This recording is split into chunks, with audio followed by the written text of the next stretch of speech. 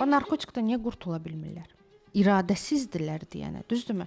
Amma iradəli insan bir gündə onu əgər qərar verdisə, onu ata bilər, qurtula bilər. Sən bu kitabları oxumamış, bu quşların dilini, bu ağacların dilini başa düşə bilməzsən. Bəzən qadınlar şikayət edirlər ki, yoldaşım narsistdir, abuzdur, çox pis ailə həyatımız var və yaxud atam anam məni incidib və s. 7-sində nəsənsə, 70-ində də osan. Bu elə belə deyil. Bizi incidən insanlar bizi ailələşməyə aparır. Mən fərd olaraq bu dünyaya bu cür gəlmişəm. Mən özümü Aytən eləyə bilmərəm. Mən özümü başqa bir insan eləyə bilmərəm. İnsan neqativdə yaşayaraq Allahla rabitəni möhkəmləndirə bilməz.